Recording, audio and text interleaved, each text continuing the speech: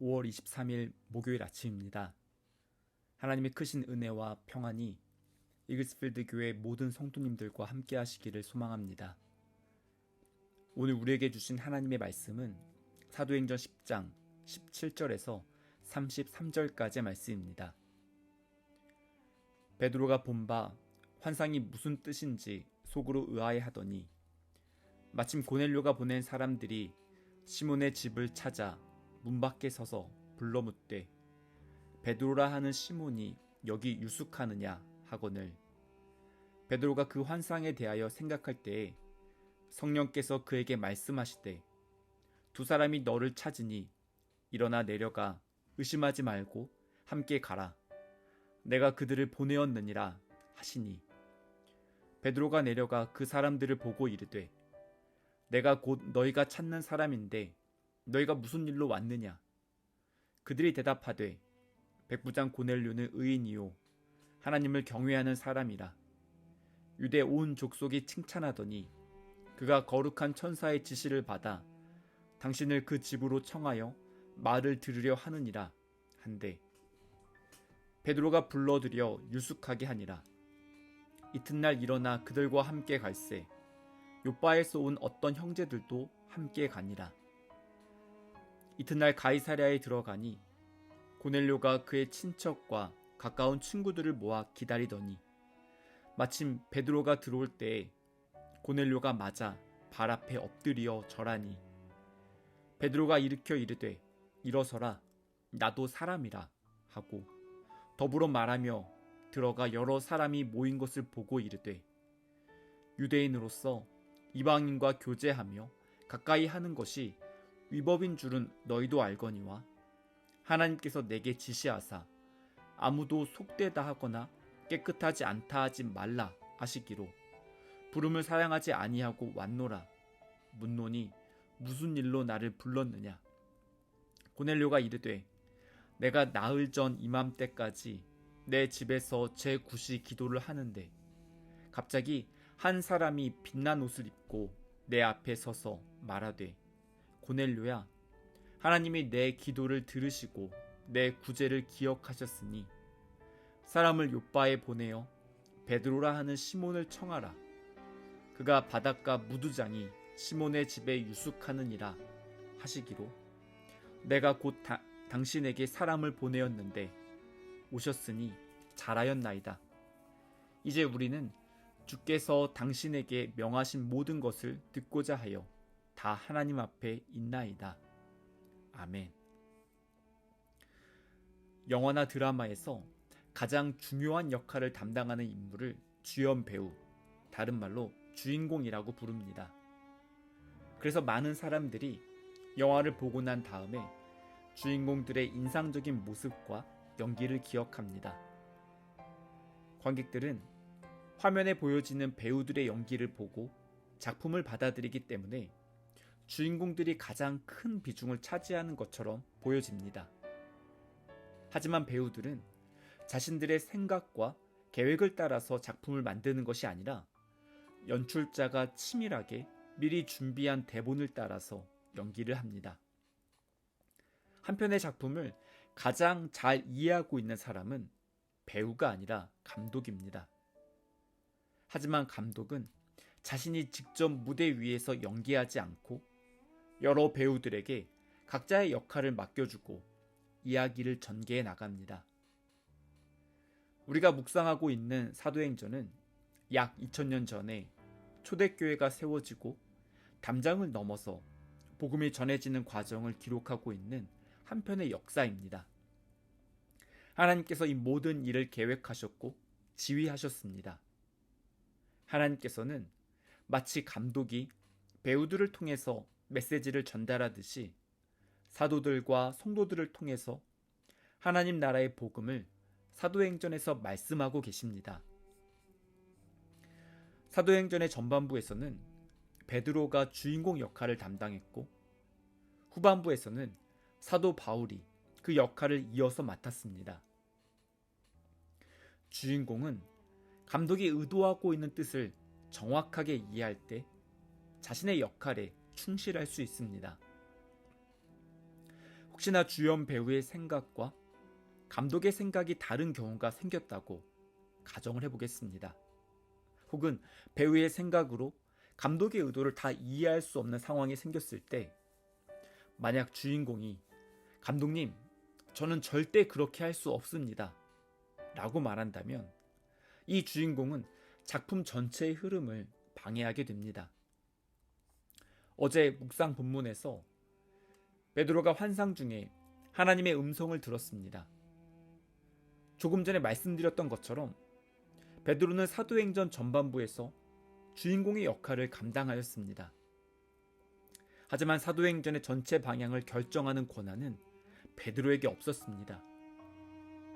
초대교회를 세워가는 과정에서 모든 사역의 총감독은 하나님이셨습니다. 주인공은 자신의 생각이나 고집을 앞세우는 사람이 아니라 감독의 의도를 올바르게 파악하고 구현해야 합니다. 이런 관점에서 본다면 베드로가 하나님의 음성을 들은 후에 네, 알겠습니다 라고 대답하며 순종해야 합니다. 이것이 참된 주인공의 모습입니다.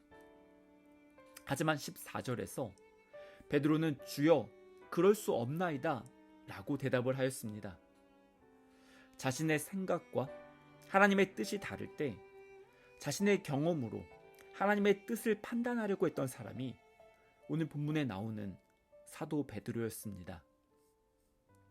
베드로는 사도행전 10장의 앞부분에서 주여 그럴 수 없습니다 라고 말하며 자신의 생각을 고집하였지만 결국 하나님의 뜻을 깨닫고 하나님의 말씀에 순종하며 생각의 전환을 하였습니다. 오늘 본문은 베드로가 하나님 앞에서 자신의 판단을 내려놓고 주여 그럴 수도 있습니다 라고 말하며 생각의 지평을 넓혀가는 모습을 보여주고 있습니다. 고넬료가 보냈던 하인들이 베드로가 머물러 있던 집에 도착했을 때 베드로는 이들이 무슨 일로 자신을 찾아왔는지 물어보았습니다.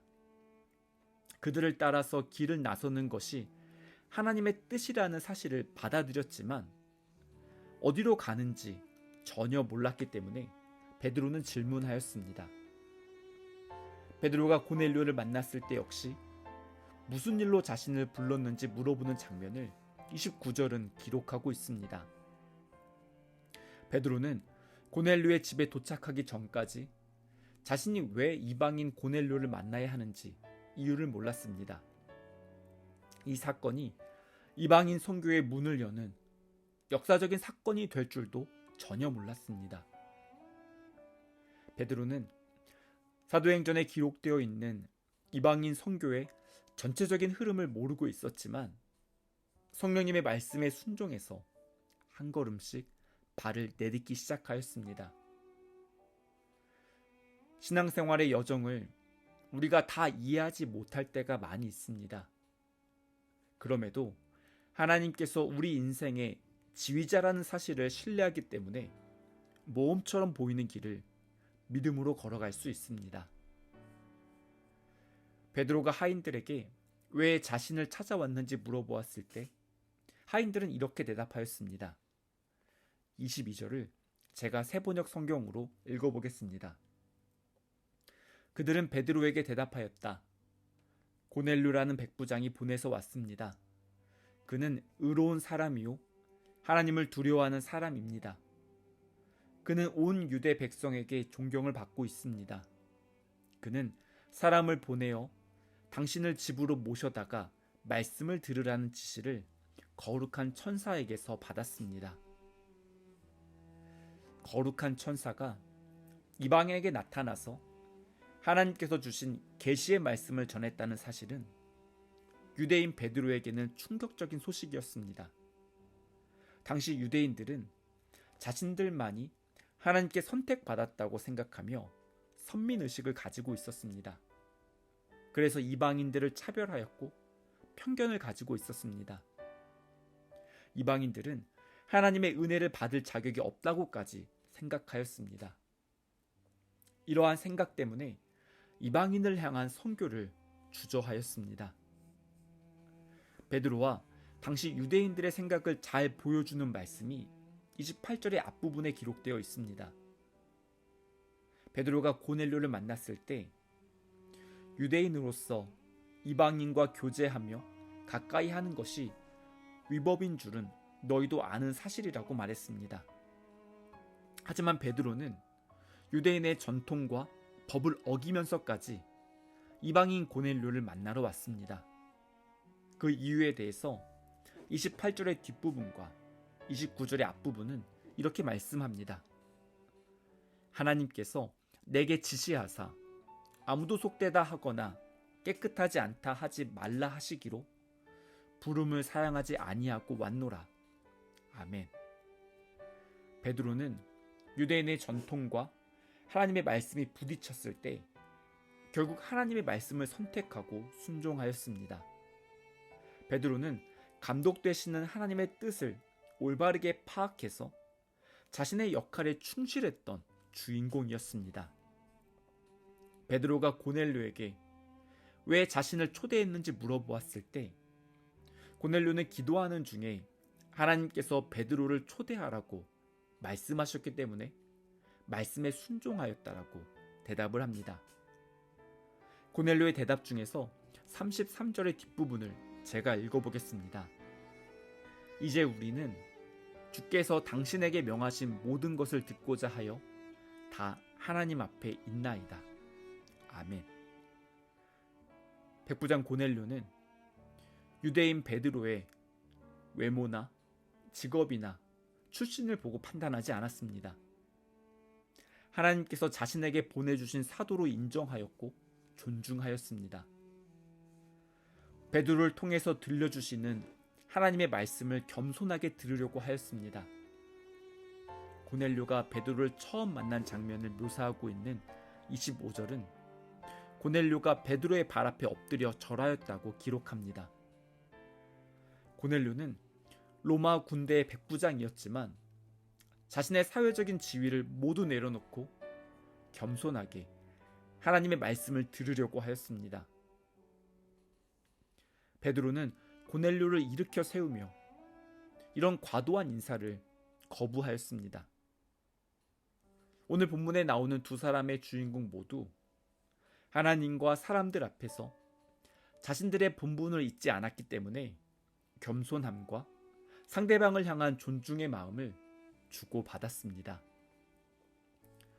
오늘 본문을 살펴보면서 하나님께서 직접 베드로와 고넬료에게 찾아가셔서 하나님의 뜻을 말씀해 주시기도 하셨지만 두 사람이 서로를 만나서 하나님의 뜻을 깨닫게 해주신 모습을 발견하게 됩니다.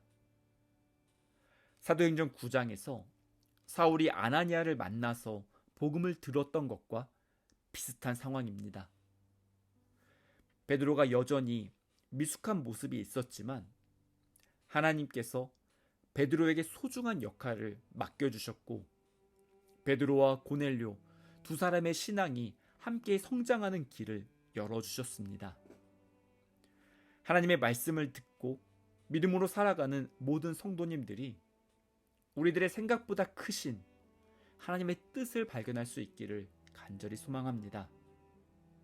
하나님께서 선물로 주신 소중한 사람들과의 만남을 통해서 하나님의 뜻을 깨닫고 오늘 하루도 하나님의 뜻을 이루며 살아가는 모든 성도님들 되시기를 바랍니다.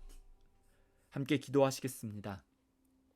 좋으신 하나님, 오늘도 하나님의 말씀을 묵상하며 저희들을 향한 하나님의 마음을 깨닫게 해주셔서 감사합니다. 저희들의 미숙하고 연약한 모습을 잘 아시는 하나님께서 저희들이 알아들을 수 있도록 말씀을 들려주셔서 감사합니다. 저희들의 인생이 저희들의 마음대로 할 수 있는 것이 아니라 하나님의 인도하심에 따라 살아가는 믿음의 여정이라는 사실을 깨닫게 해주셔서 감사합니다. 저희 모든 성도들이 인생길에 감독되시는 하나님의 뜻을 발견하기를 간절히 소망합니다. 저희들의 생각보다 크신 하나님의 뜻을 따라서 믿음의 발걸음을 걸어갈 수 있도록 인도해 주시옵소서.